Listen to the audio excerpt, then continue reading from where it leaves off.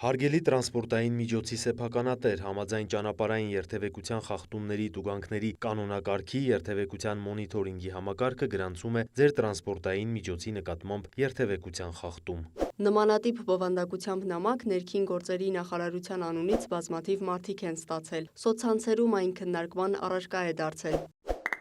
Էս այն դեպքն է, երբ ուրախանում եմ, որ մեքենա չունեմ, հետևաբար խախտում չէի կարող անել։ Հենց նոր եկավ, սպամ եմ նշել։ Ինձ էլ է եկել, նաև փաստեմ, որ մեքենա չունեմ։ Ինձ էլ նոր եկավ, որ տուգանք ունենք 22400 դրամ։ Ես էլ եմ ստացել։ Նամակում նշվում է, որ տուգանքը 48 ժամվա ընթացքում վճարելու դեպքում 50% զեղ չէ կիրառվելու։ Ուշացնելու դեպքում հավելյալ տույժեր են լինելու։ Տեղադրված է նաև հղում, որով անցնելուց հետո պահանջվում է լրացնել անձնական եւ բանկային քարտի տվյալներ։ Նպատակը մեկն է՝ գումար հափշտակել։ Նույն օրը գրեթե 1-2 ժամ հետո այդ դոմենային անվանումները, համենայն դեպս այն դոմենային անվանումները, որոնք որ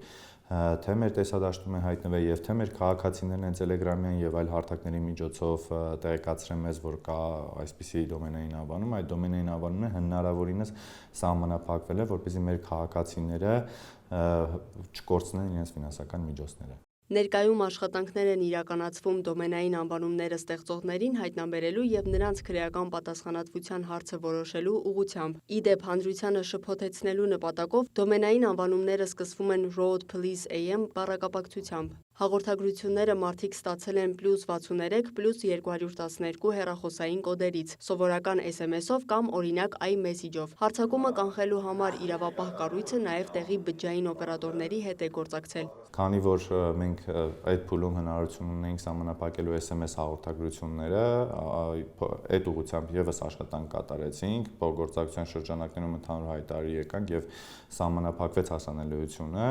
սակայն iMessage-ով դեռևս այդ վտանգը կա եւ չի բացառվում, որ վաղը այլ կոդերով եւս մեր քաղաքացիները նման հաղորդագրություններ ստանան ներքին գործերի նախարարության կամ պետական որևէ այլ գերատեսչության անունից եւ պարտադրեն վերջիններիս օրինակ անցնել հղումով եւ տուգանքները մուծել։ Ոստիկանությունից տեղեկացնում են 3 անձ է տուժել, նրանցից ընդհանուր 300,000 դրամ են հափշտակել։ Այն քաղաքացիները, որոնք որ անցել են հղումով, որևէ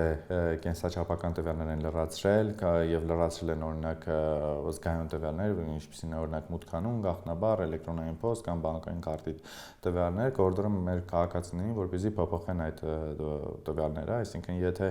պայմանական Road Police AM կայքում նրանք գրանցված են եղել որևէ տվյալներով եւ ֆիշինգային կայքում այդ նույն տվյալները լրացրել են, կորդորեն, որ բնօրինակ կայքում, այսպես ասած, իրենց տվյալները փոփոխեն։ Իսկ եթե մուտքագրել եք բանկային տվյալները, Մկրտչյանը խորհուրդ է տալիս արգելափակել եւ վերաթողարկել քարտը։ Նախարարությունից հորդորում են նաև նման նամակ ստանալու դեպքում միանգամից որևէ քայլ չձեռնարկել, ստուգել տեղեկատվությունը իրականությանը համապատասխանում է թե ոչ, զանգահարելով օրինակ տվյալ կառույց։ Լիանա Խաչատուրյան, Էդգար Դավթյան, Լուրեր։